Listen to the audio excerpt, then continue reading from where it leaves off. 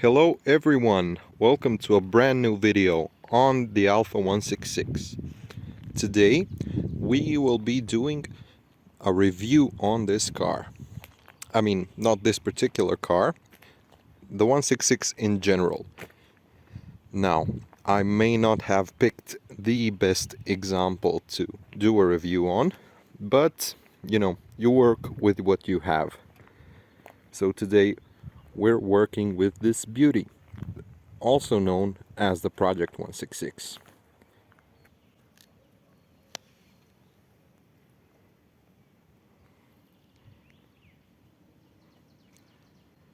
So, the Alfa Romeo 166. Its history started back in 1996 actually, although the car came out in 1998. It was supposed to come out in 1996, but due to some problems, it never made production on time. So they pushed it back to 1998, and I believe that was the main issue with the 166 as a car, and that had a lot to do with its sales. Because the BMW 5 Series, the E39, came out in 96, and the W210 E-Class and the Audi A6, the C5 model, all came out before this car. So, the people who wanted to buy this sort of car already bought one. And yeah, the sales numbers of the 166 really weren't impressive at all. Like, it was maybe like 10% of the total sales of the, let's say, 5 Series or the E-Class. So yeah, it disappointed in sales, and it shows because this is the last of the breed of this type of Alfa Romeo. So after this car, there wasn't a replacement for it. The 159 came out, but that was a replacement for the 156. So yeah, this is the last of the dinosaurs in this category for Alfa Romeo. So in 1998, when this car launched, you had a decent choice of engines. You had the 2-liter twin spark with 155 horsepower, the 2-liter V6 turbo with 205 horsepower, the 2.5 and the 3-liter V6. And in the diesel, you had the 2.4 JTD 10-valve engine. The 2.4 JTD came in different power ranges. The lowest power output was 136 horsepower or 100 kilowatts. Then you had the 103 kilowatts or 140 horsepower engine, and at last you had the 2.4 JTD 10 valve with 150 horsepower or 110 kilowatts. The facelift model came in the year 2004. It featured a redesigned front bumper, redesigned headlights, front grille, hood, these air intakes next to the lights. It featured a different steering wheel, and that's it. So they just redid the front end and redid the steering wheel. And in my opinion, that's more than enough. Because I do find the first generation 166 very sexy looking, but this redesigned, or as we would call it, a facelifted model is just gorgeous. Gorgeous, gorgeous, gorgeous. I believe it's one of the hottest car on the market right now as far as the design goes. As per the engine choices in the facelift model, there was no more 2-liter V6 turbo. You still had the 2-liter twin spark, the 2.5 and the 3-liter V6, and in addition to those, there was now a 3.2 V6 developing 240 horsepower. Now that car didn't sell as good. So it's quite a unicorn now, and the prices haven't dropped as drastically as with the other engines. So yeah, the prices on that are still high. And as far as diesels go, you still had the amazing 2.4 GTD, only now, as you can see, it's a 20 valve, meaning 4 valves per cylinder. And the power output is as goes. So there was no more 136 or 140 horsepower. You still had the choice of a 10 valve 2.4 GTD, but only in the 150 horsepower variant. And the 20 valve, you had 175 horsepower and 185. So that's as far as the engines go. And wheel choices, you had these wheels, the 17-inch, the 18-inch TI wheels, and the regular 16-inch wheels. So 16, 17, 18 inches. That's enough for me.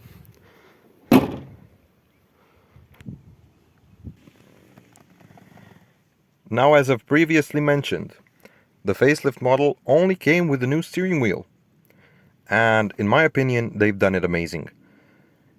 The design of it is simple, elegant, and beautiful. It feels excellent in your hands. You can grip it from anywhere you want. It's hard but soft at the same time.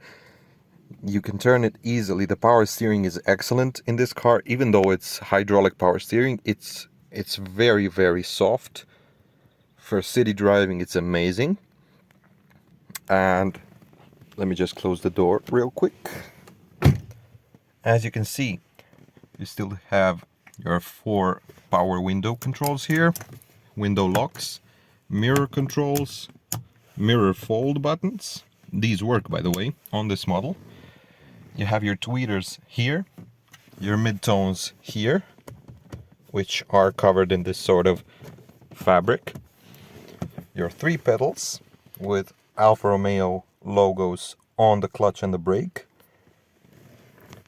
You have your gauge cluster showing your temperature here, revs here, speed here, and your fuel here. Your warning lights are here under the gauge cluster. Just give me a second to find the key.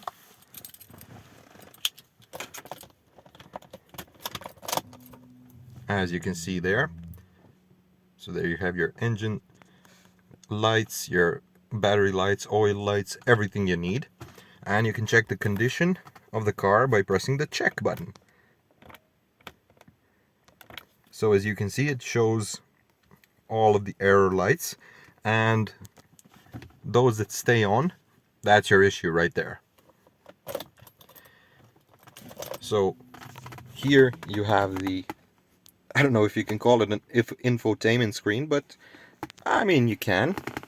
And you have your main screen here, your audio here, telephone, this doesn't have it, navigation, this one doesn't have it as well, your trip computer data, where you can see your range, your fuel consumption, and your long-term fuel consumption.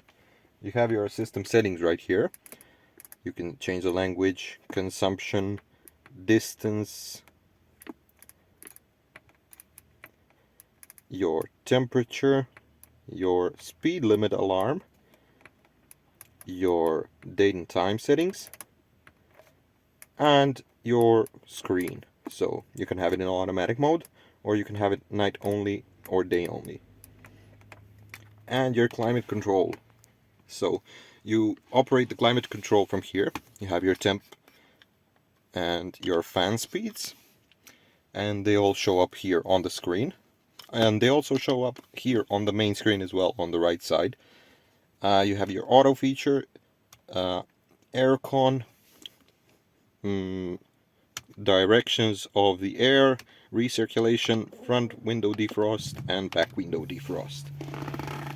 Underneath you have the door locks, which work, your traction control. Here you would have your sports throttle response button, but this car doesn't have it, and your what do you say it? The fuel door. Here comes the lighter, which is actually right here. And you have your 6-speed manual transmission. Now, this car also came with a 5-speed automatic, but I never found those really appealing to me because I like the feeling of a manual gearbox. Especially in this car, actually. It's even though it's a lengthy shift knob, it's a short throw for the gear changes. I mean, a relatively short throw. In my previous 156, you had to row it. I mean, like in this car, second to fifth gear, what in that car would have been second to third, basically. So yeah, here you have your ashtray, mandatory in Italian cars. Handbrake. This is actually a neat feature. You can store your coins here in this car, in this part of the car. You can pull it out to clean it, obviously. I just can't seem to do it right now. You have your armrest here, which opens, closes, lifts up or down. And finally, you have your seat controls right next to the door. As you can see, forwards, backwards, upwards, downwards. Here's your backrest control, memory function, and heating function. So now I've jumped in the back of the 166, and it's a roomy car, especially for the era. So the seat is in my normal driving position, and I have enough knee room. I mean, no one's sitting like this, obviously. Most of you are sitting like this, so that's perfectly well. And I am 185 centimeters tall, or about 6 feet tall. And in the door themselves, you have your mandatory ashtray, obviously, your tweeters. Sorry, the focus is off. Your mandatory ashtray, your tweeters, door handle, window controls, a small space where you can store, I don't know what you can store here, and where you open and close the door, your door cards, and of course the mid-tone speakers. And most important of all, you have your Alfa Romeo door sill. Now, these doors close excellently. Now, just listen to this.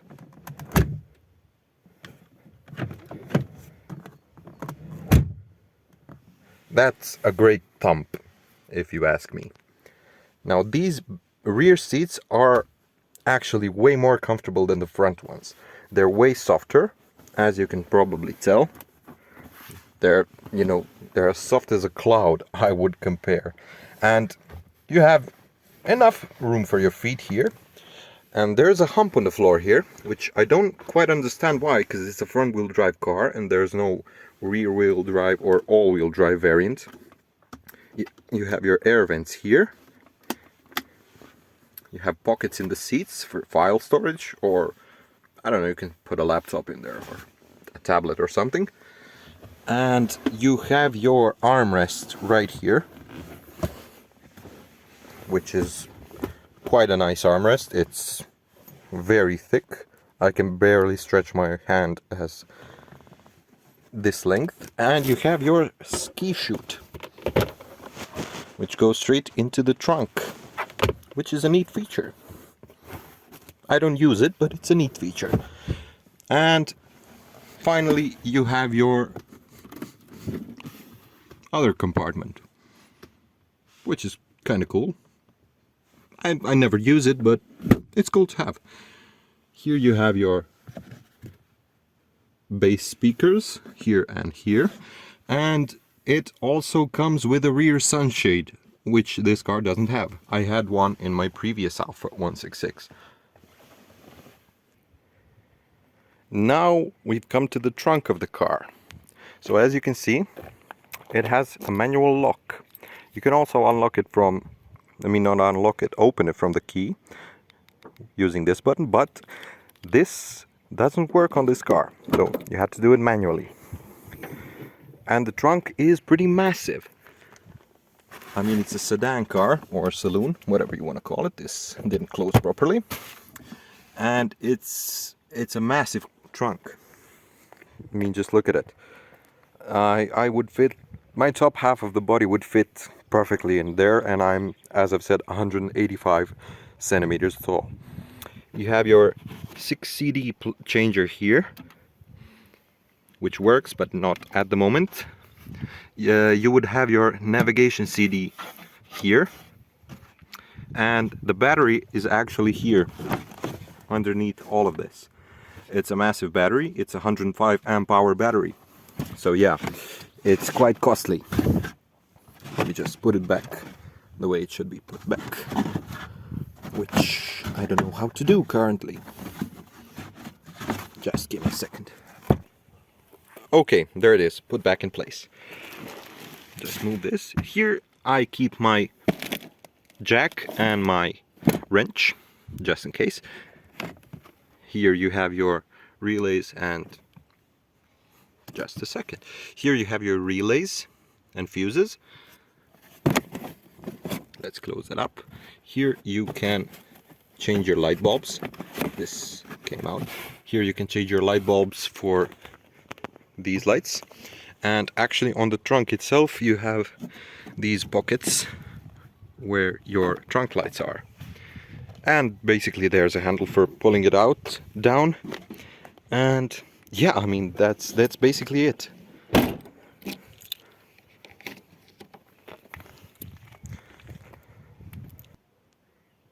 Okay, so the time has come to take a listen to this engine. Now, this is a 2.4 20 valve JTD with 175 horsepower. So let's hear how this beast sounds. It starts so smoothly. And it's a smooth engine, even though it's a diesel and a massive diesel. It doesn't sound too much like a tractor, which is odd, because the 10 valve does sound like a tractor. Let's give it up some revs.